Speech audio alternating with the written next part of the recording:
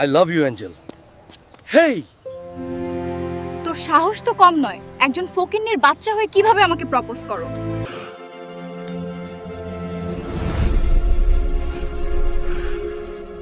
আজ গরিব বলে প্রত্যাখ্যান করলি, দাঁড়া নিজেকে এমন পরিবর্তন করব যে তুই তখন চেয়ে চেয়ে দেখবি।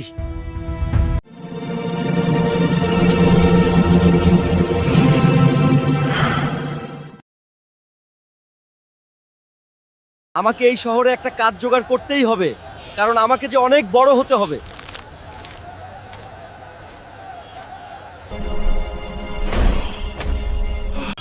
হায় হায় রে, লোকটা অ্যাক্সিডেন্ট করলো, এখনই হাসপাতালে না নিলে মারা যাবে। ডাক্তার সাহেব, ডাক্তার সাহেব, এই রোগীকে যেভাবেই হোক বাঁচান। তোমাকে কিভাবে যে ধন্যবাদ দিব বাবা, বল তুমি কি চাও? তুমি যা চাইবে তাই দিব। একটা কাজের ব্যবস্থা করে দিন, শুধু টাকা কামাতে চাই, একটা মেয়েকে শিক্ষা দিতে চাই। বুঝছি লাভকেশ, ঠিক আছে, আজ থেকে তুমি আমার পিএস, তোমার বেতন 1,00,000 টাকা, এটাই আমার উপহার।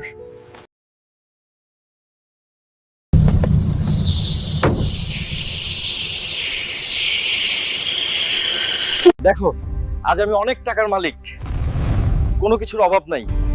এসো একদিন বাড়িতে, আমার আলিশান বাড়িটাও দেখে যাও। হাল্ক, ওই দিন আমি ভুল করেছিলাম, আমাকে ক্ষমা করে দাও। তুমি যদি বিয়ে করো আমায়, তাহলে ক্ষমা করব, জানিও কিন্তু।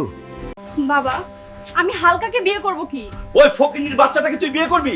বাবা, তুমি জানো না সে এখন আমাদের থেকে বড় লোক হয়ে গেছে, তুমি একদিন তাদের বাড়িতে যাও। হাল্ক এত বড় লোক হয়ে গেছে, তাহলে তার বাড়িতে বিয়ের প্রস্তাব নিয়ে যেতেই হয়।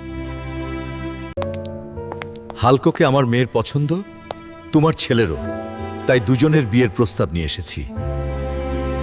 আরে বেয়াই, আমরা তো আগের থেকে রাজি, চলুন বিয়ের আয়োজন করা যাক।